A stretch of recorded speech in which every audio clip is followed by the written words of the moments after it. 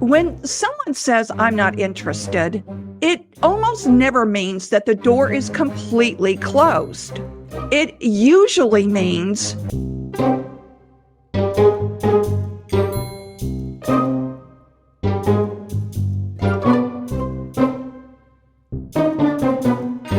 if you've ever heard, "I'm not interested," and didn't know what to say next, you're not alone. I hear this so much in my coaching sessions. Today, I'm giving you every professional level way to manage "I'm not interested," whether it's on the phone, face to face, or in an email. I want you to feel confident and keep the conversation alive without sounding salesy or pushy. Now, so you don't need to take notes, I have created a wonderful resource for you that you can download for free. It contains my personal go-to scripts that work for this objection. The link to download is in the first description below the video and in the first comment. Also, stay to the end because I have got a bonus tip you won't want to miss. First things first, when someone says, "I'm not interested," it almost never means that the door is completely closed. It usually means they don't fully understand the value, the timing feels off, or they're protecting their time and money. So what's your job?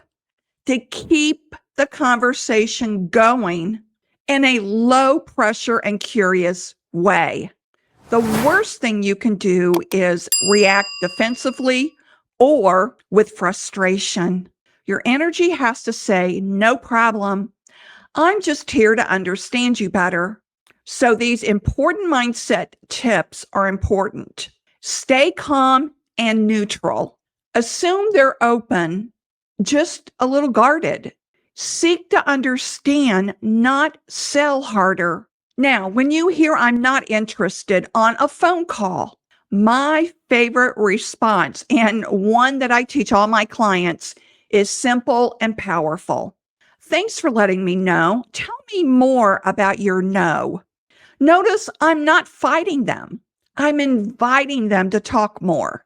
This opens up hidden objectives and emotions that you may not have uncovered otherwise.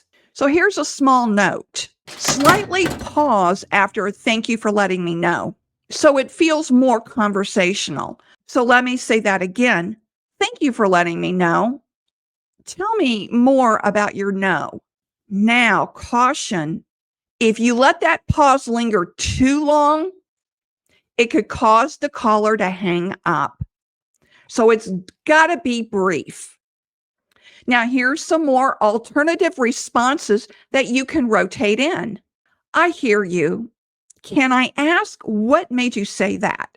"No worries. Just curious. Is it timing, need, or something else?" Totally fair. Out of respect for your time, what would need to be different to even consider this? Now, did you notice my tone when I responded? Tone is very important. If you get an "I'm not interested" in an email, it's a slightly different tone, right? If words can have tones. Here's what I recommend you send in a response email. And I have all of this available for you in my free resource that you can download. Just click the link in the description area or in the first comment. Don't forget to do that. "Hi, Sarah. Thanks so much for getting back to me. I appreciate your time and wish you and your team all the best. Christine Harrington." Notice, no pitch, no push. You leave them feeling positive, and that goodwill often circles back later. You want to keep that door open, so end it positively. Now, when you're face to face, reading body language matters. You might respond a little more warmly.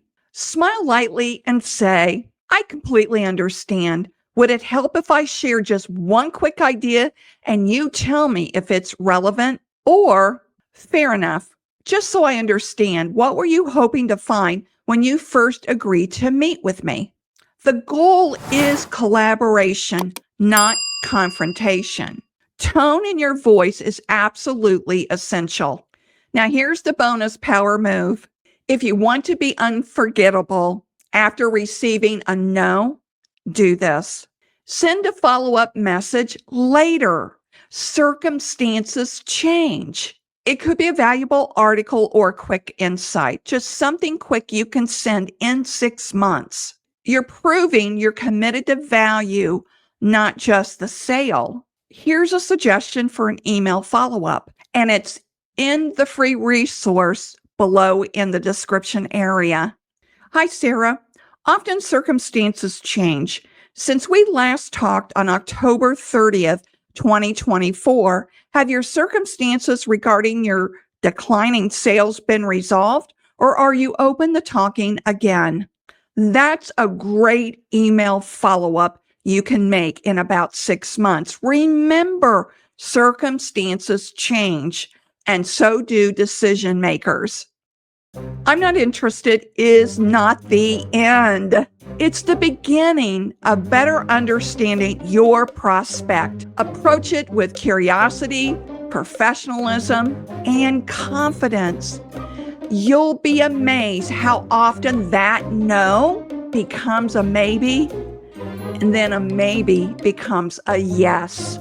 If this was helpful, please let me know by hitting that subscribe button and notification bell, and hit the like button too so YouTube knows that you like my videos.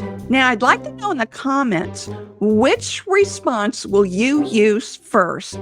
Will you let me know? Now, I'm not sure if we solved all your problems yet, so I'll see you on the next video, and stay savvy.